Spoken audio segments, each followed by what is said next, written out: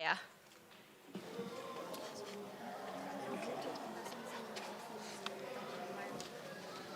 This is the side. So, but you quick. Tell us, come this side.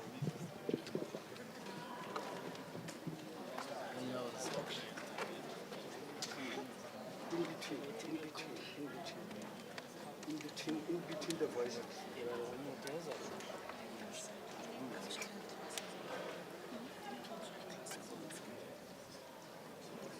the modern names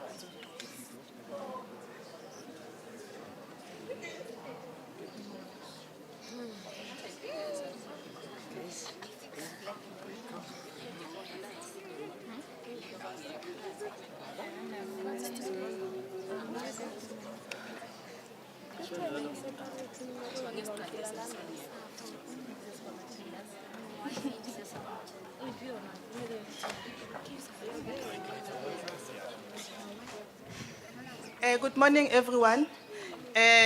Just to show that we are celebrating Africa, we are going to remind each and every one of us what is Africa?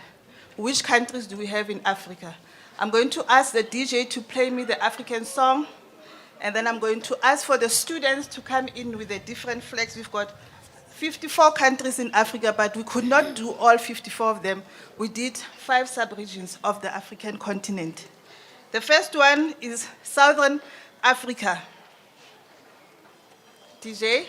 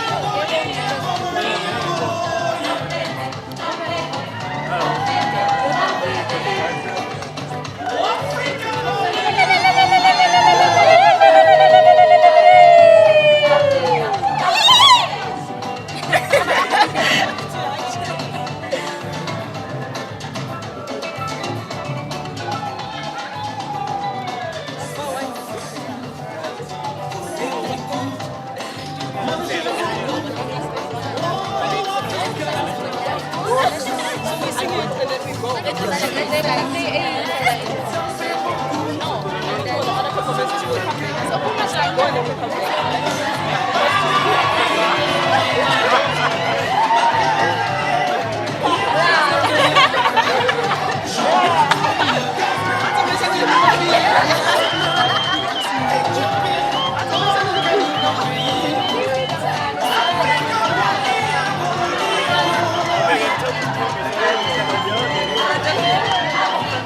why we need to perform that song?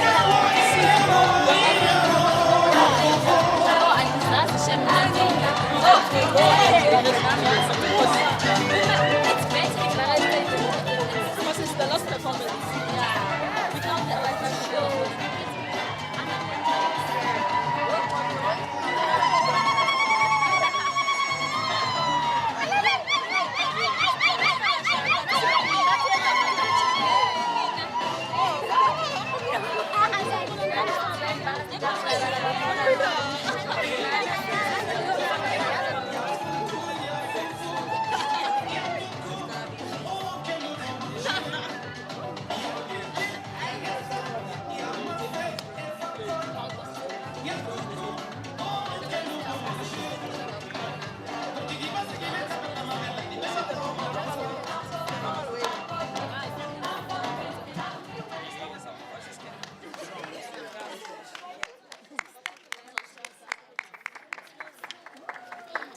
It wouldn't be a true African celebration without a musical theme and a little bit of a jive. I'd like to introduce myself before allowing for the South Campus Choir to perform. I'm Nombulelo Shange. I'm a lecturer at the Sociology Department, and I'm also the chairperson of the Women's Forum, and my co-host will introduce herself. Halala Africa, halala.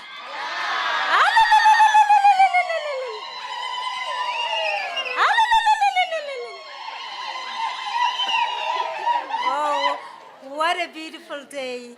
Thank you, ladies and gentlemen. My name is Poloko Masuelele. I am leading a team that is responsible here in the South Campus for curriculum design and development. We are going to have a great day. Over to you, choir.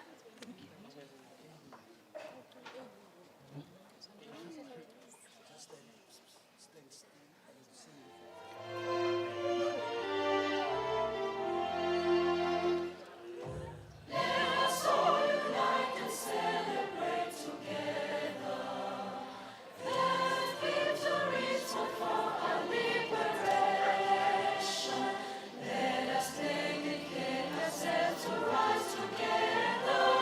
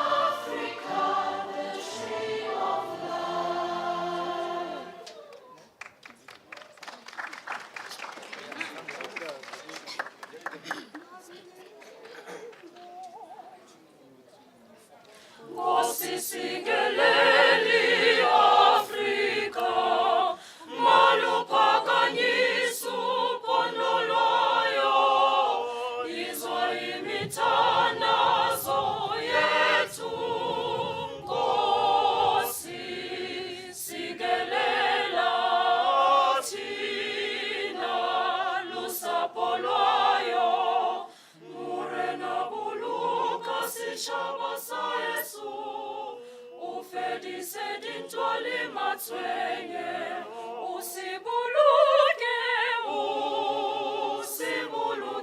sitjhaba sa Yesu, sitjhaba sa South Africa, South Africa.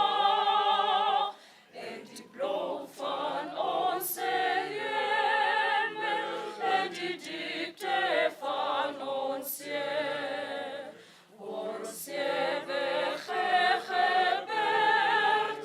wat die grootste antwoord geeft. Soms the call to come together, and united we shall stand. Let us live and strive for freedom in South Africa, our land.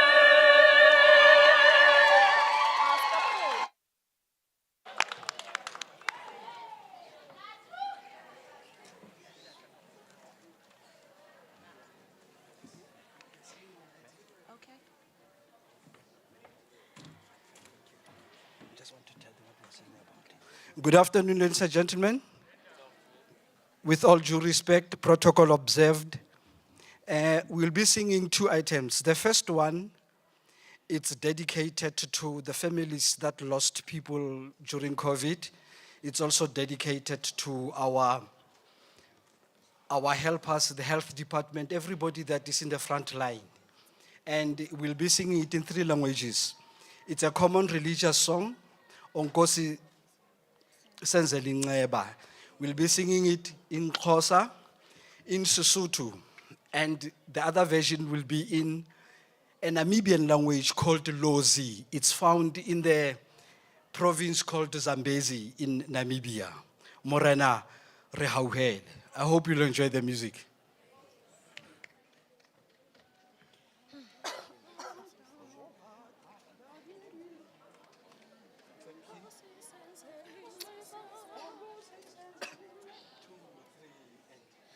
Nkosi senzele inceba, Nkosi senzele inceba, Nkosi senzele inceba, Nkosi senzele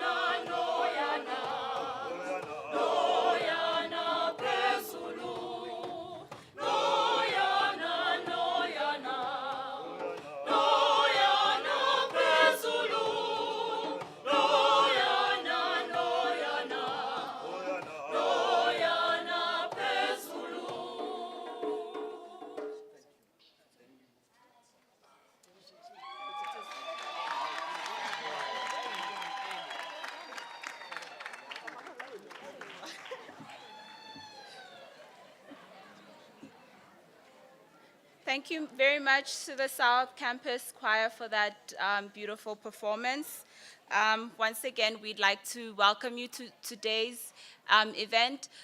There's plenty of space up here in front. I see some people are standing, so you're very welcome to come forward and sit on the seating in front so we can all engage with each other. It's in the sun. Okay. So today's discussion, or theme rather, for this event is celebrating African education within African higher education. We see this as a very important theme, especially in light of the official Africa Day theme, which is around nutrition and food security. This is important to have these parallel discussions together because African universities and higher education all over the world have a responsibility to society and to the communities that we exist within to ensure that we help in aiding some of these challenges through the collaboration of different institutions, different departments. We will be able to address a lot of the challenges that Africa faces within education, as well as within issues like food and security, and as well as poverty. So before we get into the further proceedings, we also wanted to do a little bit more of some of the student engagement, also to make up for the fact that our institutional SRC president is running a bit late, but he will be joining us later. We would like to have a few student volunteers to come up for a quiz, which will result in a prize for whoever the winner is.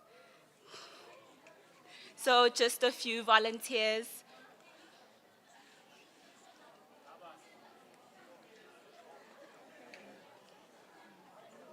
You guys don't want prizes?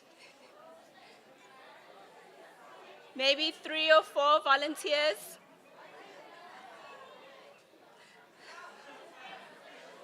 Okay, maybe while I let you think about it, we can do a quick welcoming of everybody who's here today. But you must remember that student engagement and participation is very important, and we must take up space. But before we get back to the quiz, I'd like to invite our speakers today, introduce our speakers today rather, and welcome our speakers today. And we'll have Poloko, my co-host, who will be talking on behalf of the South Campus principal, Dr. Maria Madiope. We have Prof. Francis Peterson, the rector of the University of the Free State. We also have Ms. Zola Tamai, who is part of the Sports and Agriculture Department. And we also have Prof. Lynette Jacobs, also a representative of the South Campus. And finally, we'll have Professor Colin Chazy, who will close for us at the end. Going back to the quiz and the prize, is there anyone whose confidence has been built up? Come. Come. Maybe one more volunteer?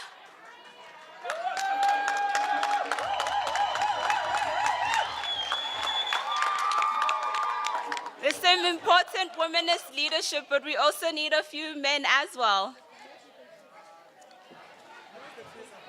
It's about the African continent.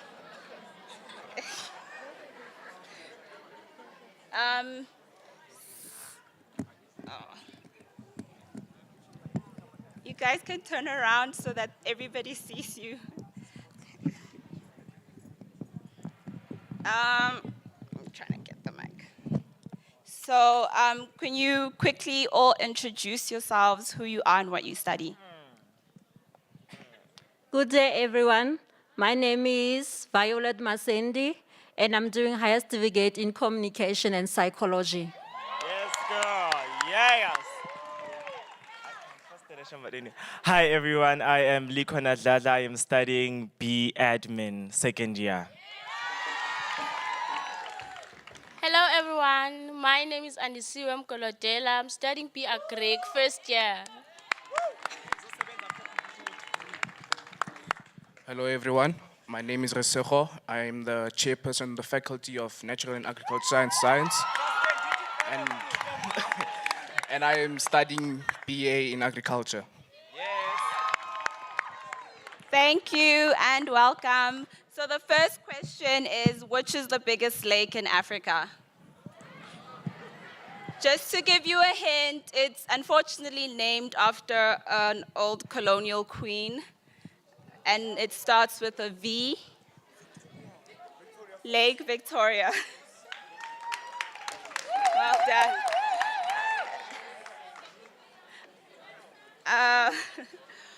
Which is the newest country in the African continent?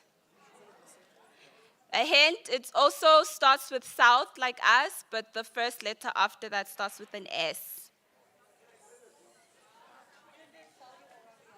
S, that's South Sudan.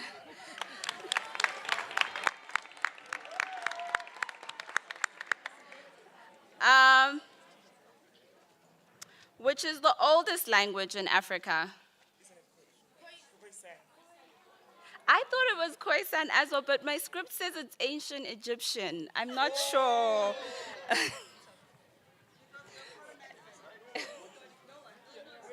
No one got it. Which is the southernmost city in Africa? City. He got it, Cape Town.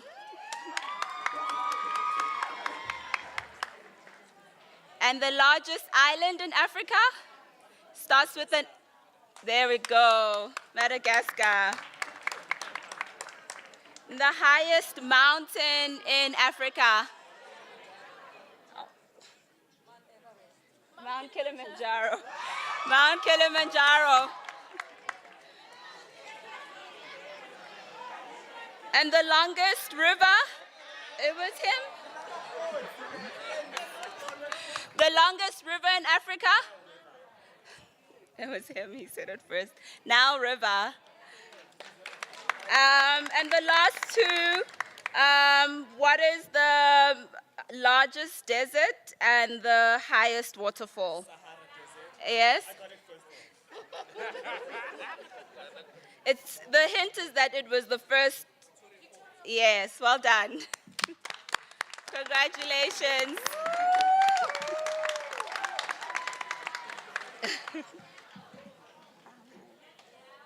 The notes?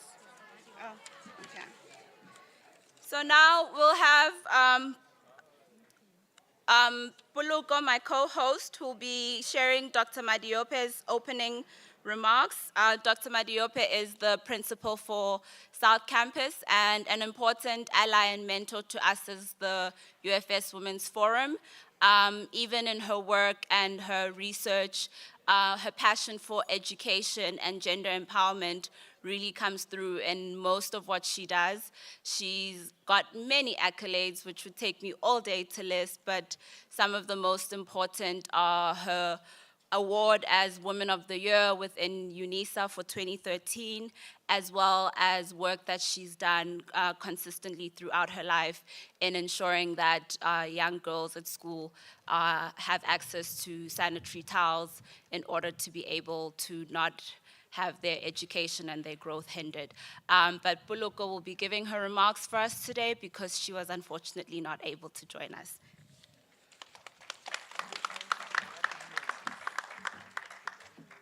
Thank you, Bully. Good afternoon, ladies and gentlemen, and special welcome to, oops, please get my speech, it's just one. Thank you. Special welcome to the rector of the institution, the Bloemfontein campus, the South campus, and the Kwekwe campus, Prof. Peterson. You're welcome, sir. It's an honor to have you in this place, and I am going to read the speech of the principal verbatim. The Africa we want, embedding nutrition within the COVID-19 response and recovery within higher education. Dumelang, Sanimonani, hello, Jumbo, welcome, Leamohezwi. You are all greatly welcomed as we celebrate the 49th Africa Day. In the framework of the long-term vision encapsulated in Agenda 2063, Aspiration 1 underlines the importance of nutrition for the Africa we want, with a goal on African people have a high standard of living, quality of life, sound health, and well-being. And goal 3, on citizens are healthy and well-nourished and enjoying a life expectancy above 75 years. Today, as we are gathered together in harmony, celebrating our diversity, we focus on festivities, on recognizing the value and importance of nutrition in our continent. I would thus like to dub today's Africa Day the day of reading, eating, and living well. My prayer for us, our families, and our continent is that we experience prosperity, abundance, and our merciful Creator's grace and presence. As Africans, academics, and students, we have the privilege of not only indulging our senses fully in their desires and appetites, but we also have the latitude and means to improve and expand our tastes. This is the case mostly because we are healthy and well-fed. Our mental states are always a reflection of our physical and nutritional states of well-being. For this wonderful reality, we ought not only be grateful, but we also take the stance of paying forward the providence and the provision we have been blessed with. As we place an emphasis on nutrition on this auspicious day, celebrating our continent, I believe that we must foster ways to inculcate this critical biological need into our methods of disseminating and creating education.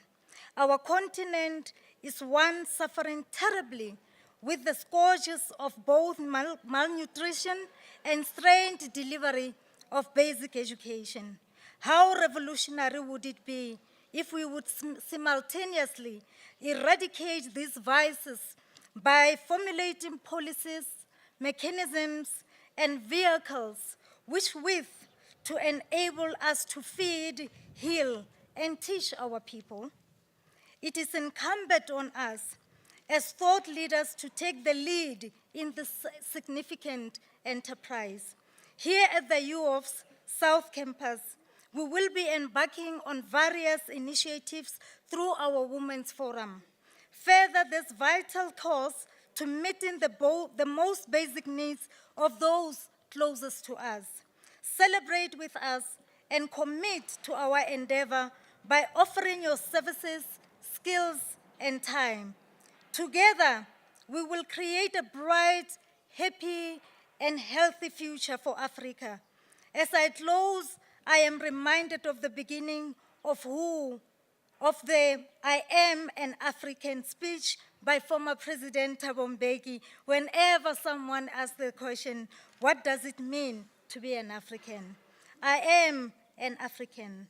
I owe my being to the hills and the valleys, the mountains and the glades, the rivers and the deserts, the trees, the flowers, and the seas, and the ever-changing seasons that defines the face of our native land. Thank you.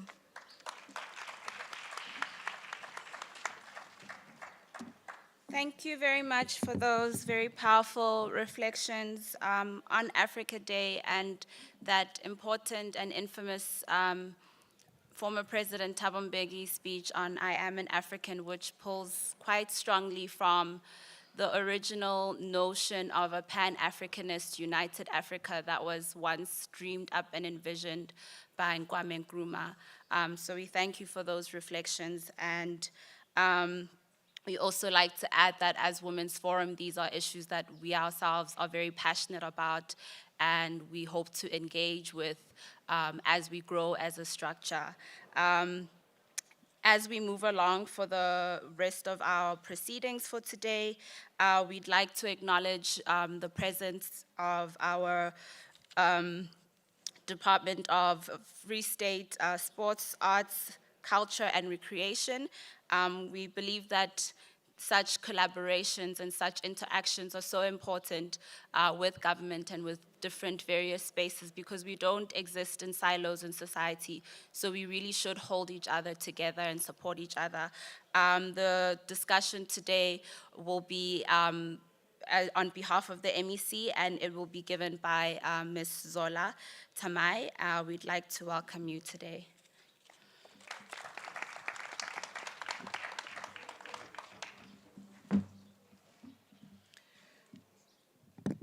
Dumelang, molweni, good afternoon. My name is Zola Tamai. Kumagadebe, undlebe enhle zombini, umthimkhulu ubhungane. Umafuza afulele. Ndim lowo. Let me start by greeting Prof. Peterson, the rector of Bloemfontein University of the Free State, and all the colleagues on my right. A protocol is observed. All the guest students, all the structures of the university. I am the acting head of department for the Department of Sport, Arts, Culture, and Recreation. And I'm seated here, and I feel like there's more to be done. Our students don't know the protocol when we sing our national anthems. People didn't even know that we were singing the AU anthem, that we're supposed to stand up. That's the AU for Africa. They only realize now when the choir was singing Nkosi Sikelel' Africa, our national anthem, then it rang a bell that I'm supposed to stand up. And sadly, some men were still wearing their caps and hoodies. In an African country, you're supposed to take off your hat when we sing the national anthem. And I'm singing, and I'm seated here, and I'm looking at our students. And I'm saying I'm the potential employer. Quiz was done here. We struggled to get people coming forth.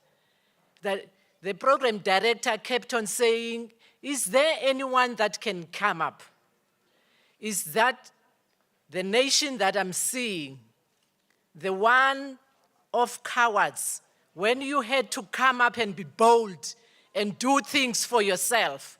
Are you going to take a back stand all the time? It is said that I must come and represent the MEC. And let me apologize for the MEC. The MEC is on sick leave. She was just admitted in hospital. But as a government official, I feel that there's much more collaboration that we can enter into with the university. I have my friend on the right there, Prof. We were together when we were celebrating an award for one of the authors, a Sesotho authors for that matter, Dr. Mapala. And we were together and we shared a platform and we interacted afterwards. Those are the engagements that we should be doing. My department focuses on cultural affairs, which includes the heritage and museums and the Language Act and policies of this Free State government. It's including the week that you are celebrating, the Africa Week, which the Africa Day will be on the 25th. It then goes and includes the libraries and archive services, and then goes to sport and recreation. And I'm saying there's much more that we can do together. Much more, Rector, much more that we can do together. There are courses where our students will need to have experiential work. When they apply, it is said that you must have 3 years working experience in this and that, or 5 years. It depends on the level of the post.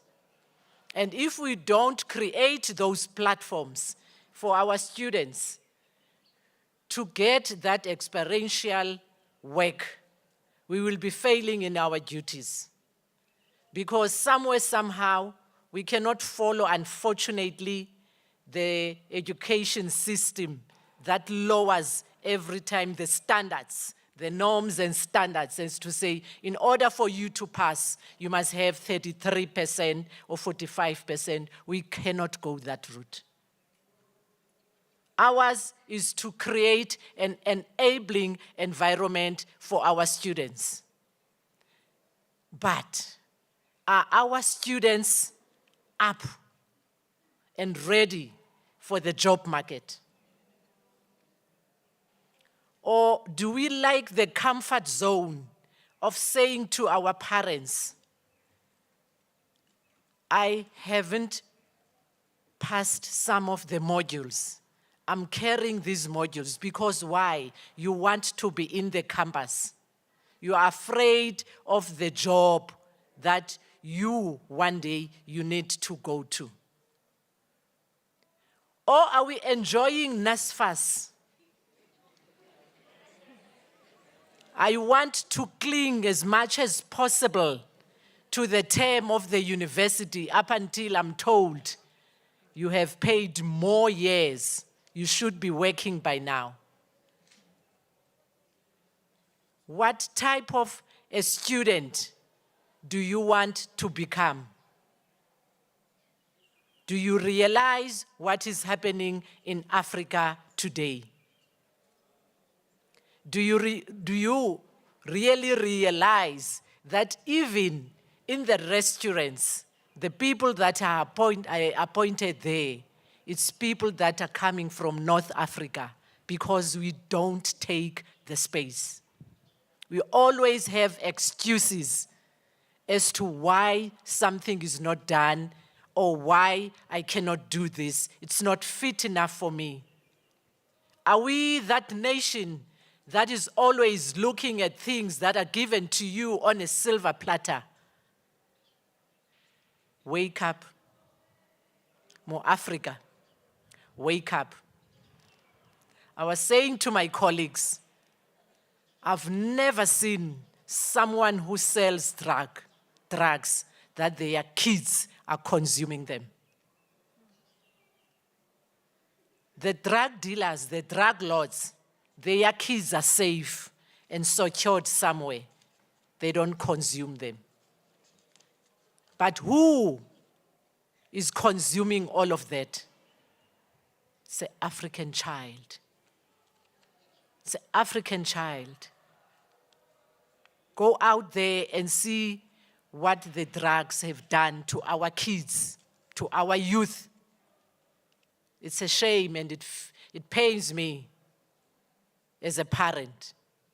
It really pains me as a government official to see what the drugs can do and destroy our future leaders, because you are the future leaders. Thank you for the invitation. Just to have a sense of what is happening in the universities. I have a sense now. I'm a good observer, and I have a sense. Rector, I have a sense, and I think we need to collaborate more. I'm looking at library services there. We have that. We buy books. We buy books. People are authors, and you look in the Free State in terms of languages, which is the first language and the second and the third and the fourth. And you find out our people will be writing in English, all of them. And English is number 6 in the Free State. It will be your Afrikaans, your Tswana, your Sotho, even Xhosa is more spoken than English. And you find out those English writers and authors, that industry is saturated because we need more in Afrikaans and in Tswana and Zulu and Xhosa.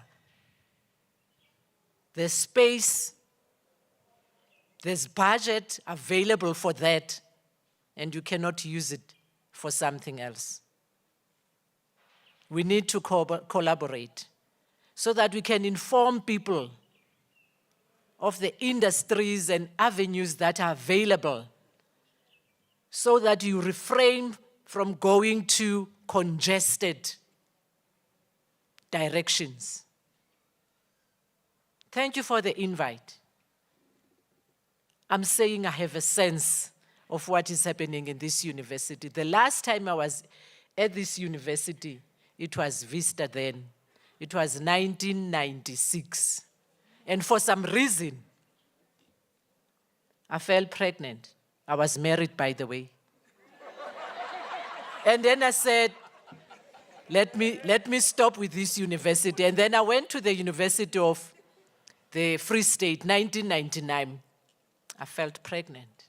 I said, there's something wrong with the studies. Why every time I had now to shift my energies towards studying and being a mom and, nurturing this.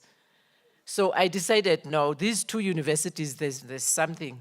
Let me go to other universities. Perhaps I won't. But I want to wish you all the best and all the best in your studies. Let me just give you a tip. We often see people applying for positions, and there are criteria that are set there. And the criteria will be saying, initial each page of this Z83. Attach a CV. You must have certified documents. Fill every space. And people don't do that. Simple things that discredit you and disqualify you. Perhaps with the university, you need to prepare our youth for the future job opportunities that with small errors, they are disqualified. I want to say to you, read,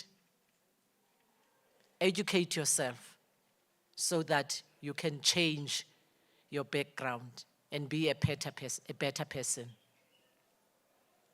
Thank you so much.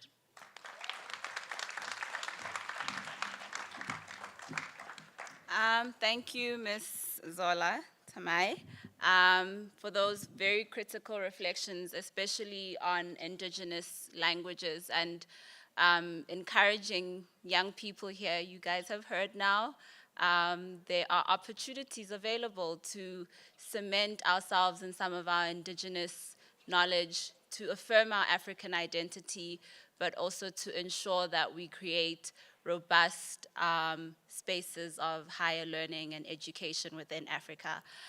Now we'll move on to our rector, Prof. Francis Peterson. He is the rector and the vice chancellor of the University of the Free State. He was also previously deputy vice chancellor of the University of Cape Town and has occupied various management roles in different universities and within industry. His background is mainly in engineering and built environment, and he's made significant impact in research and development within the science and technology space. These include, but are not limited to, serving in various national and international advisory boards. His over 160 papers in international journals and conference proceedings, as well as serving as chairperson for the Council of Science and Industrial Research. Please help me welcome our fearless leader, Prof. Peterson Francis. Prof.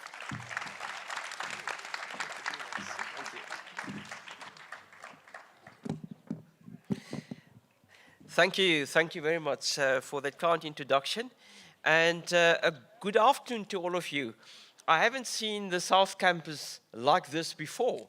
And I also just would like to say thank you for the acting head at the Department of Sports, Culture, Arts and Recreation. And I do agree with you. I think collaboration is so important. And specifically with organizations and government departments so close to us, as from the Free State Province.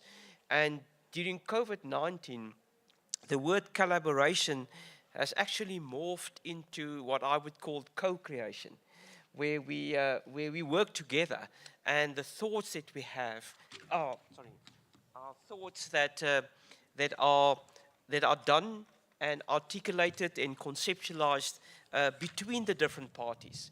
So it's not only collaboration, it's co-creation. And I would also hope that the last time when you were at Vista campus, that you see that we have evolved as a campus. We try to work very hard as a university to bring across not only as a narrative, but the way in which we act as one university with 3 campuses. We've got the Bloemfontein campus, Kwakwa campus, and the South campus. And it's for me, indeed, an honor and a pleasure to kickstart our Africa Week celebrations on the South campus. We will have other celebrations on the Bloemfontein campus, and hopefully on Friday, when I'm at Kwakwa, we're going to try to take all of what came out of what's happening today and on Wednesday, and culminate, hopefully, on a commitment at Kwakwa in respect to Africa Day, Africa Week, and also Africa Month. So I believe as fellow Africans, we have much to celebrate in terms of culture, in terms of creativity, natural beauty, diversity, character, and wisdom locked up in the people and places that make us so unique as a continent. And we've seen some of the flags of the different regions, obviously not the flags of different countries, but the regions that we have in Africa.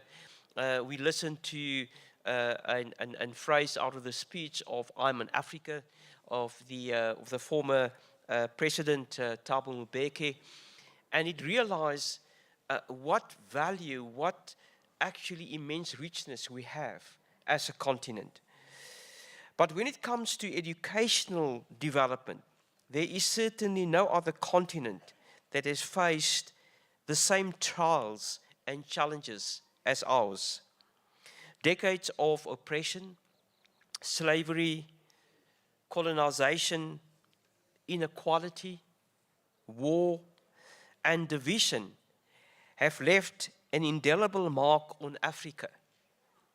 And one of the inevitable, most significant casualties has been the education of our children. But in the harsh crucible of history, character, tenacity, and the sense of Ubuntu were forged, translating into an exciting, fertile breeding ground for new knowledge creation, independent thought, and innovation.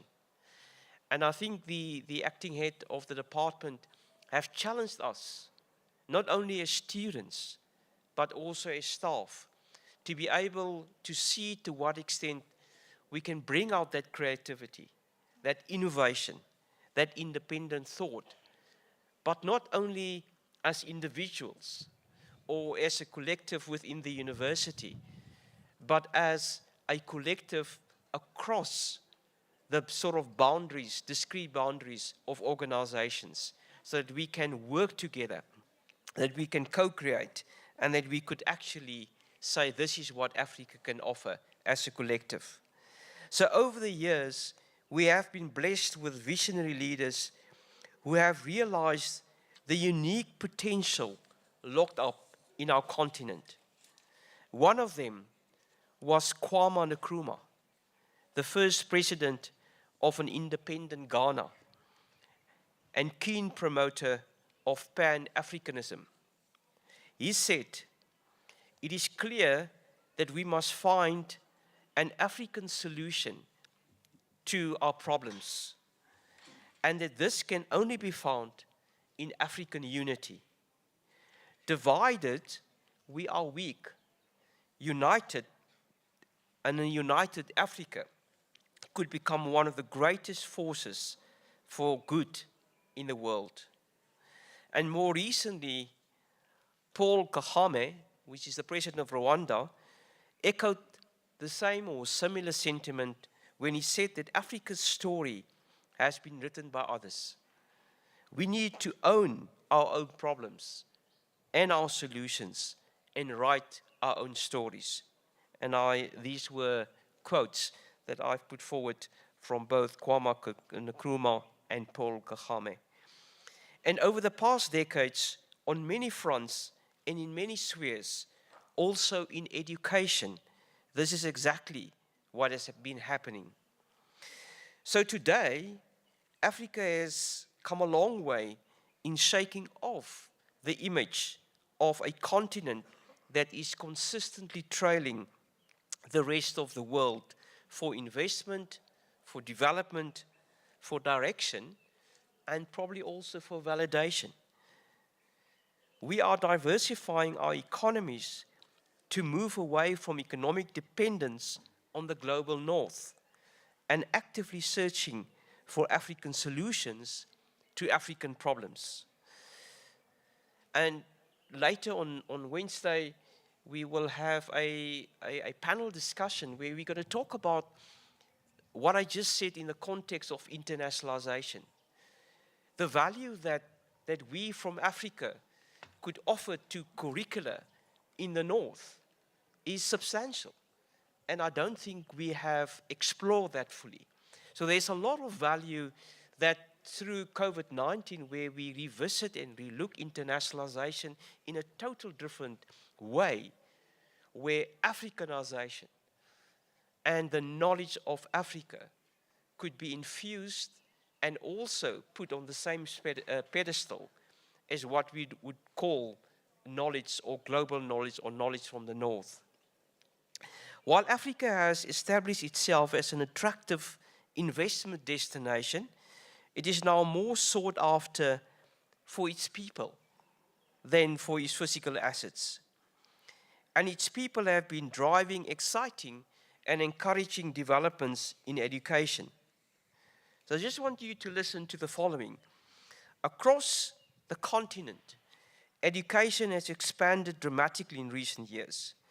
The proportion of children completing primary school across countries has risen from 27% to 67% between 1971 and 2015, while the proportion of learners completing lower secondary school has risen from a mere 5% in 1971 to 40% in 2015. So the growth has continued over the past 7 years, despite global setbacks in school attendance, as well as those setbacks caused by COVID-19 pandemic. In terms of Africa's contribution to global knowledge, the world is slowly but surely acknowledging the abundant evidence of scientific innovation contributed by African scholars, not only at present, but since the earliest times. So examples of these historic innovations are the unique numeration systems developed thousands of years ago in Nigeria and the Democratic Republic of the Congo, ancient Tanzanian furnaces used in engineering and tool making that far exceeded those of the Romans, and ancient African discoveries concerning stars and planets that form the building blocks of modern-day astronomy. Across our continent, African history, achievement, and discoveries have been absorbed into school curriculums, replacing Eurocentric focus in education and fulfilling the vision of Africans owning their own story. Most higher education institutions, and that also would include the University of the Free State, have over the past decade or two also been engaged in a comprehensive, systematic process of decolonizing our curriculum, incorporating the knowledge created on our own continent in various study fields. And I believe we've gotten at the University of the Free State a decolonization strategy. I'm just thinking we move a little bit too slow on that.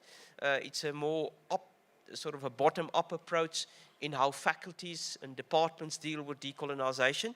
But hopefully this year, we will also have a more pertinent institutional focus or institutional stance on where the institution would like to focus when we talk about decolonization. But despite the encouraging milestones that education has reached in Africa, it is clear that much remains to be done. At around 35%, the illiteracy rate in sub-Saharan Africa remains the highest in the world. In South Africa alone, around 40% of all of our students drop out of school before they're actually completing grade 12. The old African proverb comes to mind: if you educate a man, you educate an individual. If you educate a woman, you educate a nation. And the reason why I quote that is about the 40% dropout of our school before completing grade 12, that girls making up the majority of that group. And therefore we can't allow that. We have to look to see how we could fix it. It is clear that as custodians of higher education in Africa and as part of the larger education sector, we have work cut out for us. In a recent report by UNICEF and the African Commission titled Transforming Education in Africa, which says the following: children are central to Africa's future. By the middle of this century, Africa will be home to 1 billion children and adolescents under 18 years of age. This will make up almost 40% of all children and adolescents worldwide.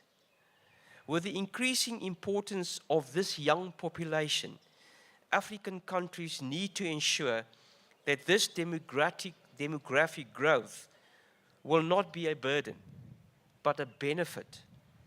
They have a chance to expand the opportunities available to young people and build on the vital human capital that they present. And I think that's the time that Africa has to respond. We can't allow that youth dividend is not working towards value to the continent and obviously to the globe. What a challenge this presents to education on our continent.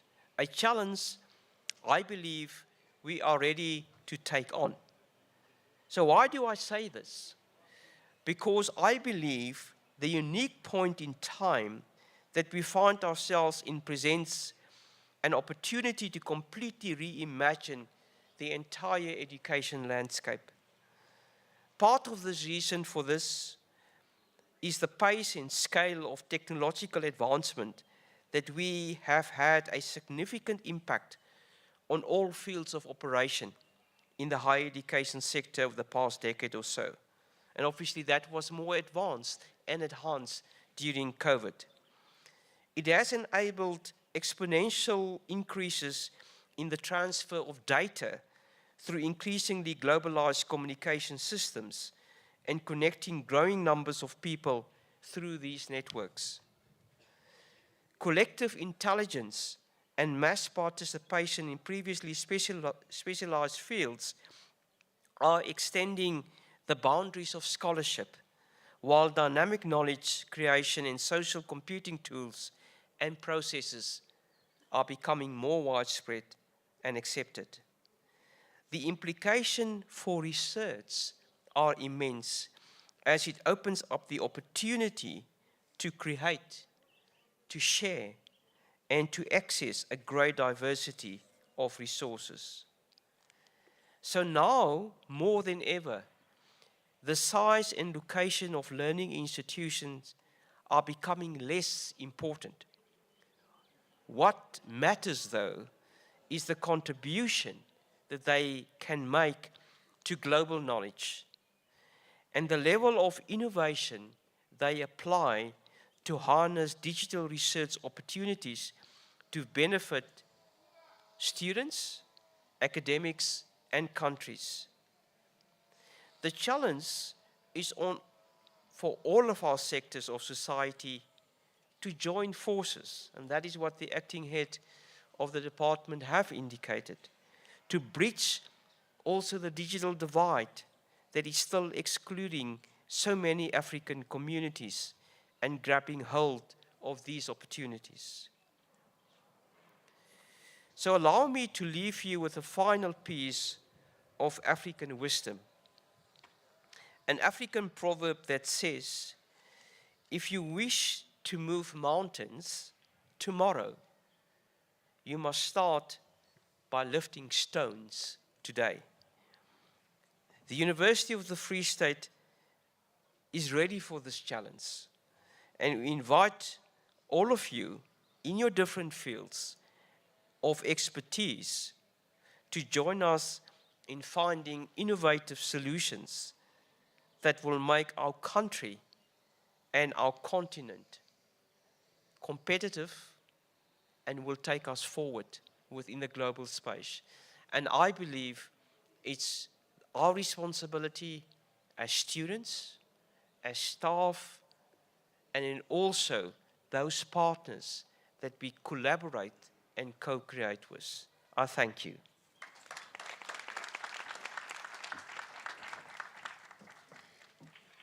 Prof. Peterson, one of our students, thank you so much for an inspirational speech.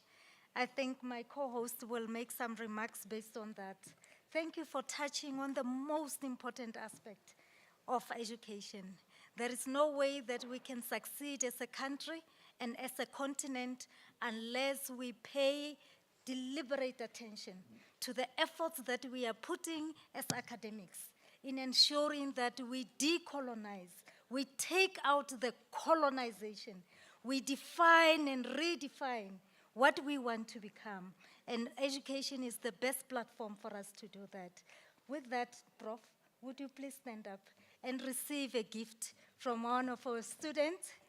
What do you say there? Ladies and gentlemen, okay, again, for the photo. Thank you. The father of the UFS has spoken. Can the students stand up and do it the African way? What do you do after your dad has spoken?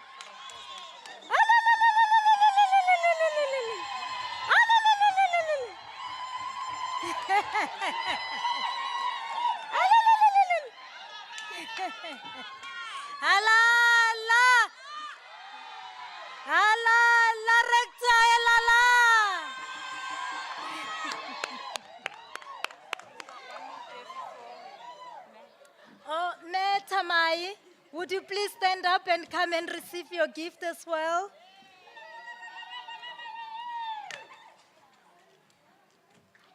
Thank you so much for reminding us about our responsibilities when the national anthem is sung. Bontate le ntse ntho tsa lona, le rweleng dikatiba. Thank you, ma'am. Over to you, ma'am. I won't summarize Prof. Peterson's speech because my colleague already did such a phenomenal job. I'll just say now we'll have another musical item from the South Campus Choir. Please welcome them.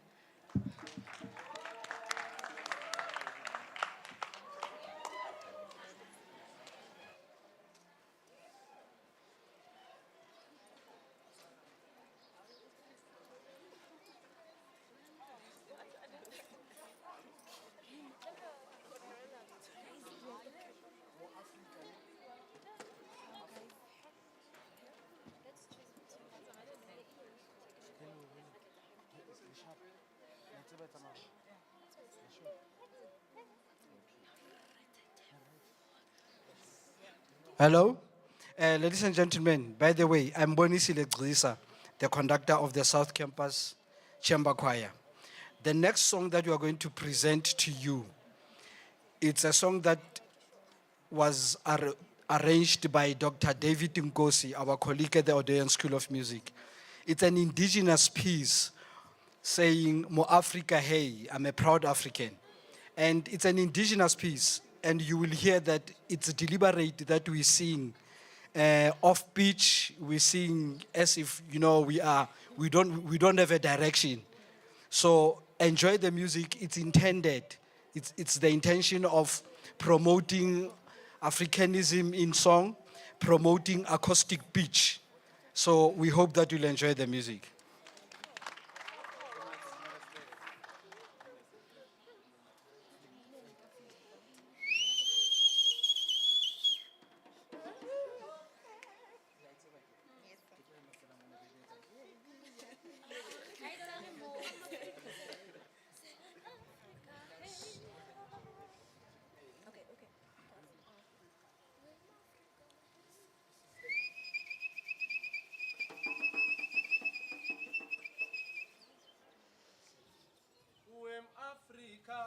Africa, hey, when Africa, go, hey,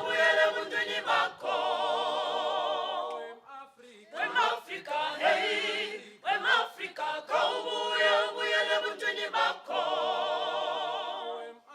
when Africa, hey, when Africa, go, when Africa, hey, when Africa, go,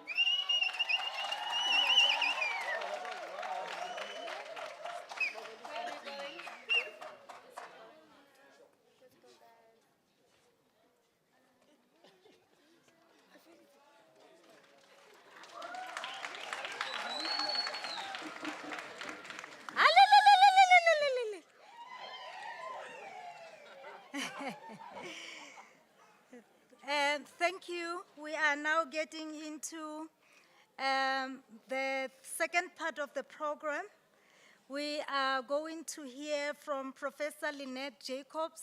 It's beautiful to see women standing up and professionalizing their knowledge and contributing to the history of academia and scholarship and lifting up the flag, especially for those that are not yet free to exercise their freedom. So on behalf of all the women in the whole continent, I am going to tell you about Prof. Lynette Jacobs. Prof. Lynette Jacobs is an NRF-rated researcher and a scholar of comparative and international education. She leads research on the South Campus of the University of the Free State. She has published numerous research articles and chapters and regularly presents her research at national and international conferences.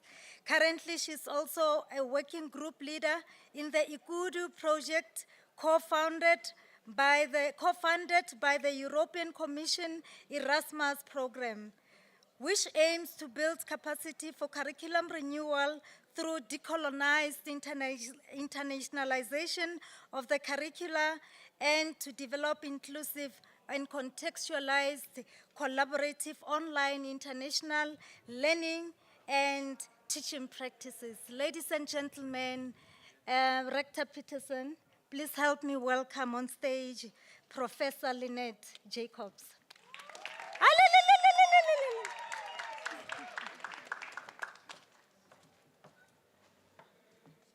Thank you, Poloko, and good afternoon, everybody who is here.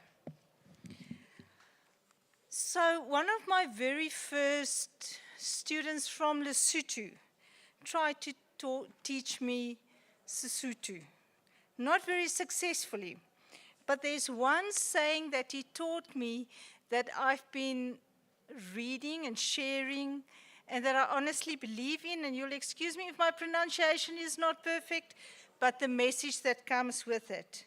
Potlali, habu klae, nklong, no, that's wrong, nklong elengwe, which I understand is wisdom or knowledge is not found in one house.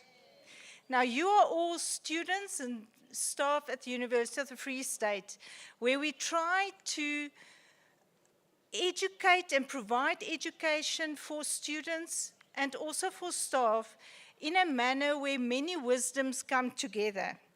And what I'm trying to do today is just share a little bit of the wisdoms that was found or is found in Africa, honoring some of the former philosophers of education as well as the contemporary education philosophers. As you know, Western education was brought to Africa by European colonial powers, and it remains here. And one of the problems was that colonial education did not cultivate African self-esteem. It did not recognize the achievements and contributions of the indigenous populations and their ancestries. Former President Julius Nyerere said, education is not supposed to alienate students or children from their traditions, but should make students appreciate themselves as Africans. I'm asking the question, is this still the case? Have we changed that? And if not, should we change it, and how do we change it? And therefore, I'm listening to a few voices. Jomo Kenyatta said, nobody is an isolated individual. There's profound cultural unity still alive beneath the deceptive appearance of cultural heterogeneity in Africa. And that gives rise to indigenous African knowledge systems and should inform the renewal of education on the continent. Ubuntu inspires us to expose ourselves to others and encounter the differences of our humanness so as to inform and to enrich ourselves. And then I read about President Nkrumah of Ghana, who promoted philosophical consciousness. He said one has to be sensitive to one's cultural tradition and social milieu and seek emancipation through integrity. And ethics was at the center of his philosophy. What was very interesting for me was that how he promoted harmony within divisions. He promoted harmony between Christianity, Islam, and Africanness. And he said that Africa is able to bring together all these different kinds of philosophies in a way that express being African. Something that more recently Potita calls being ontologically hospitable to others, reaching out to others, crossing divides. What is very important is to celebrate multilingualism in Africa. We know that we are all talking to each other in English, which is not an indigenous African language. Yet, how do we as scholars and you as students really promote multilingualism? How do you recognize your language and celebrate your language? And we've heard from one of the previous speakers the deficit there is in terms of language written up in books and stories being told and written. How do we validate our different languages? And drawing from Leslie Lagrange, he said that we have lost epistemic confidence. In other words, we have lost the pride in ourselves, the confidence to celebrate who we are in our language, in our culture, etc. And specifically with regard to curriculum, he mentions 3 kinds of curriculum, and I want the students to think about this. There is the curriculum that you receive in your module guides, the written, the explicit curriculum, the curriculum that's in your face, that refers to content and refers to outcomes. Then we have the hidden curriculum, that very much refers to a culture on a campus, a culture in an institution, the way things are done. But very importantly, we need to ask the question, what is the null curriculum? In other words, what is it that you are not taught? What is it that is not present at the university? And those silences we need to bring about, and we need to put it in the open, and we need to talk about it, to say, what are you as students missing from your curriculum? What is it that's missing in higher education in Africa, and specifically in South Africa? If we think of the analogy, and again, I hope I pronounce it correctly, it's one of the symbols that's found in Ghana, that of Sankophasm. It's a bird that stands, and maybe you've seen it, and I was hoping to produce it on the screen here.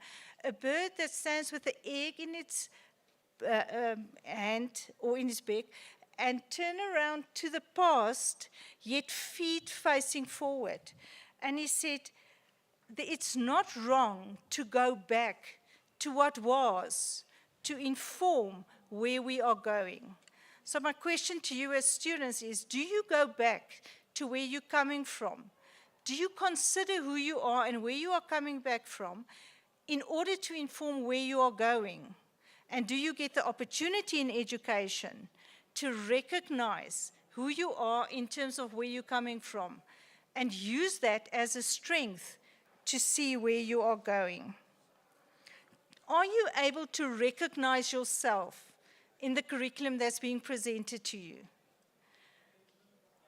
And a very popular author of mine, Nuran Davis, says it's not just about the students, it's also about the teachers, the lecturers. Do they merely see themselves as the conveyor of what is in the curriculum?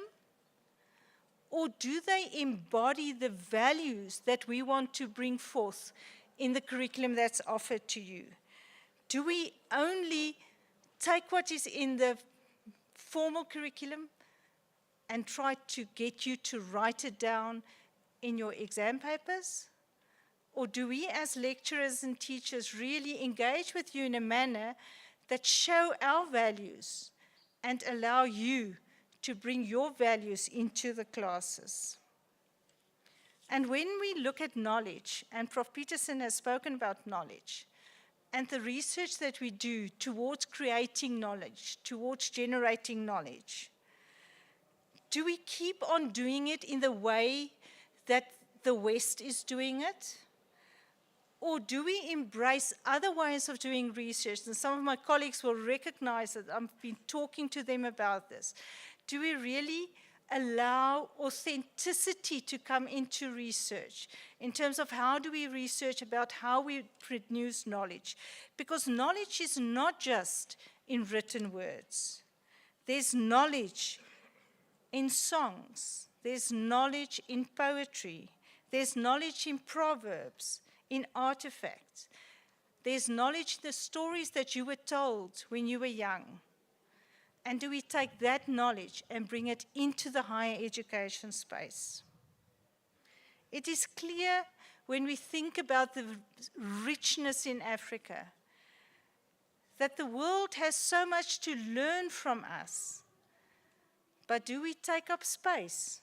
And do we bring and celebrate who we are into the space of knowledge creation? And that is my question to the students sitting here today. You have a long career ahead of you. Do you embrace who you are and bring it into the space and value that you know and see that as worth so much that you can share it anywhere in the world that you're going to? Thank you very much.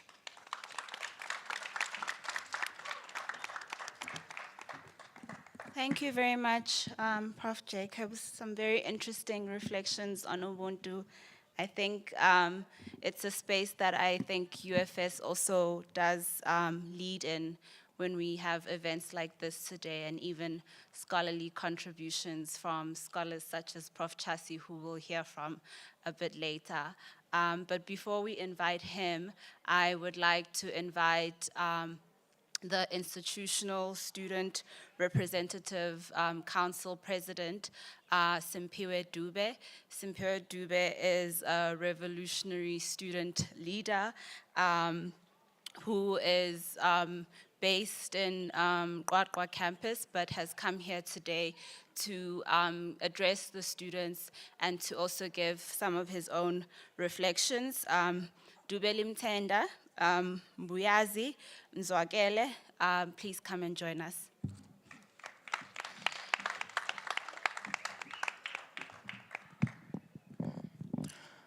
Thank you. Greetings to you all. As I have been previously introduced, my name is Simpiwe Dube. I am the ISRC president. Apologies for being late.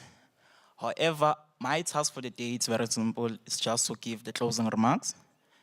So far, so good. I will say I am humbled by the behavior, the way you are listening attentively. I'm so impressed, and I'm looking forward towards more of these engagements. As the youth, I will encourage you to take up the space. We are heading into the Youth Month, of which it's June. So let us own the space. It's ours. But we can only do that through learning, of course. The power of what? The power of learning. In order for us to learn, to own the space, it's through learning. So my encouragement would be that let us own the space, let us study, let us avail ourselves. Thank you so much for this wonderful opportunity. Indeed, I'm trusting and believing that you learned from the previous speakers, because as I've been sitting here, I learned a lot. Thank you so much for the opportunity.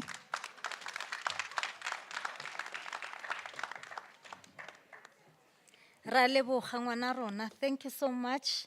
It's humbling to see young people standing up and taking up responsibility to address their own peers. On that note, Professor Lynette, thank you so much for touching on the issue of self-esteem. There is no way that learners can feel comfortable. There's no way that they can walk with their head held high if what represents them has been taken away and diluted with other people's cultures. Perhaps that's the reason why we are dressed in the manner that we are today. Instead of reflecting the Africa that we want to see, we look different. And perhaps we need to go back to, as you have said, to our education to say how much did the education of the past influence our attitude towards ourselves and towards other Africans. Thank you so much for your address.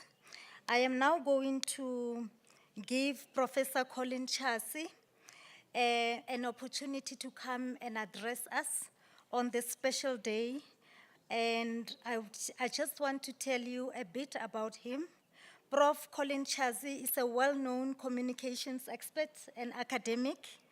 He is presently the director of the University of the Free State's Unit for Institutional Change and Social Justice, pardon me.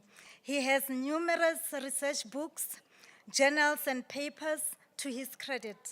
Some of the international and local committees and boards on which he has served include committee member of SACOM, which stands for the Southern African Communication Association in 2001. And he has also served as in Health and HIV/AIDS Communication Acting as the co-chair from 2013 and 2014. He's been a member of the University of Johannesburg's Institutional Information and Communication Technologies Steering Committee. The unit for institutional change and social justice is now under his directorship, and he is now working at the university to make the university a more socially just and inclusive place through institutional change that includes high-impact practices, creative research, and advocacy. Prof. Chazy leads a team that is doing incredible work in the gender equality and anti-discrimination space in all the 3 campuses. Professor Colin Chazy, we are all ears. Come and take the stage and do it the African way. Hala, hala.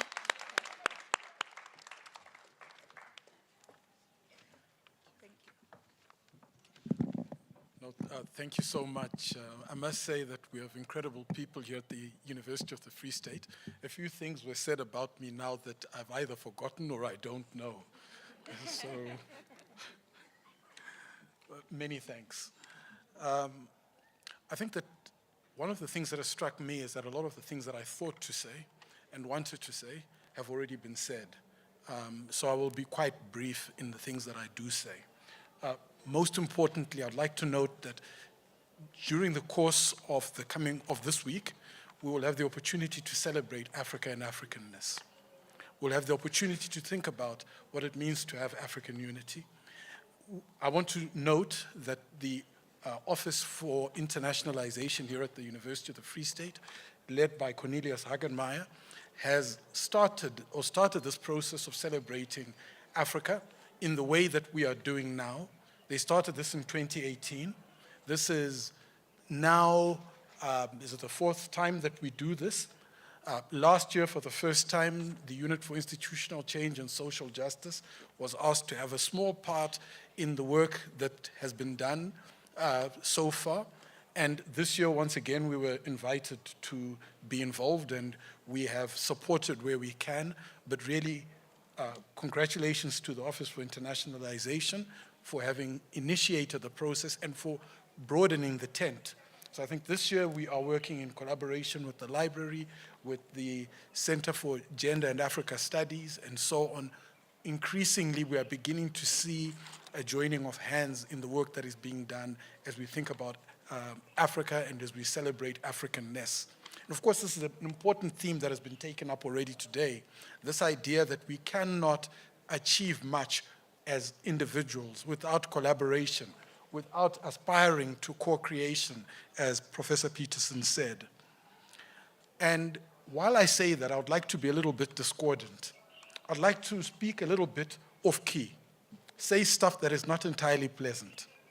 I'd like to reach back into the past in order to hopefully encourage us to step into the future. And I'll do so by reminding us that South Africa, of course, is Big Brother in Africa. That South Africa is a nation where we have arguably the biggest economy in Africa, the most advanced economy in Africa. And as I remind us of that, I'd like to take us back to the year 1997. President Julius Kambarage Nyerere, who has already been mentioned, delivered a powerful speech to the Parliament of South Africa, in which he noted the greatness of South Africa. And then he said, we should be wary of overestimating what this means. And he said, and I quote, the power of Germany, the power that Germany has is European power, and the Europeans are moving together. The small and the big are working together. It is absurd for Africa to think that we, these little countries of Africa, can do it alone. I say this while also remembering that in 1986, Hanlon, a correspondent for the BBC, wrote a book titled Beggar Thy Neighbors, in which he lamented the unfortunate role that apartheid South Africa was playing in the region. To illustrate, he referred to how between 1980 and 1984 alone, the policies and the practices of the apartheid state led 100,000 people in the region, led to the death of 100,000 people in the region, led to over 1 million people being moved away from their homes. He titled the book Beggar Thy Neighbors after an idea that was developed in 1937 by the British economist Joan Robinson, who described Beggar Thy Neighbors policies as economic policies that work to distort trade, to enrich one nation while impoverishing its neighbors.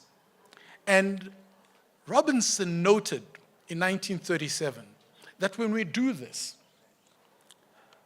the outcome in the long run is that not only are our neighbors poorer, but we ourselves become the poorer for it. Nyerere, who was aware of all of this, concluded his 1997 speech to the Parliament of South Africa by saying, we all enhance our capacity to develop if we work together. And of course, this has been a powerful theme of the speeches that have been made today. And we should embrace this as an idea that comes from our Ubuntu, our ideas of our understanding that a person is a person with others. Our understanding that wisdom does not reside in one household. Our understanding that learning arises through a deep appreciation of what others have learned and what others can communicate to us. Our hope in the future, our hope as Africans, lies in our willingness to look at our neighbors, the neighbor that sits right next to you now, the neighbor that is your neighbor because they come from KwaZulu-Natal, the neighbor that is your neighbor because they come from a little bit further on, and realize that if you enrich them, if the ways in which you deal with them enables progress and prosperity, indeed we can all prosper together.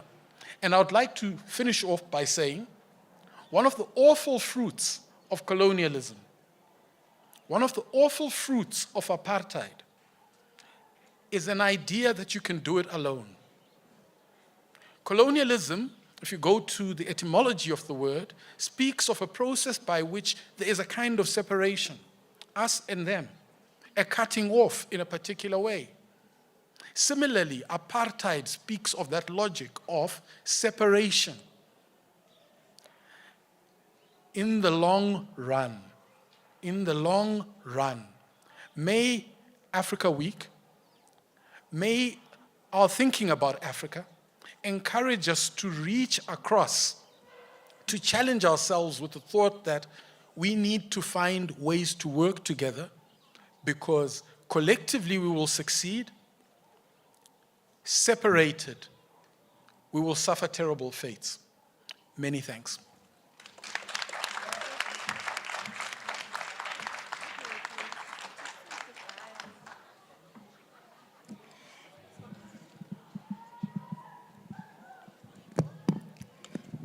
Thank you so much, Prof. Chazy.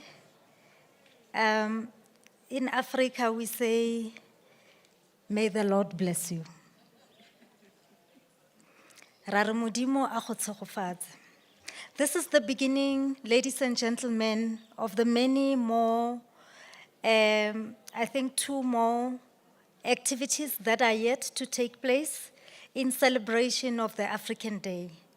There's going to be one on the 25th, which will be held in Bloemfontein. So you are encouraged to log in and enjoy, listen, learn, and learn. Up until we understand who we are and what we represent in terms of the knowledge and the wisdom enshrined and hidden in the African way of life, we have not yet arrived. So this is not a comfort zone. This is a challenge, actually, for us to begin to ask ourselves some questions: who we are, what do we do to show who we are? Is what we say aligned to what we do? Is the walking aligned to the doing? And if we find incongruency in what we are saying, then we need to go back to the crossroads, as Prof. Lynette Jacobs has also said. So with that, ladies and gentlemen, we have come to the end of our program. Can the music start and let the African dance begin?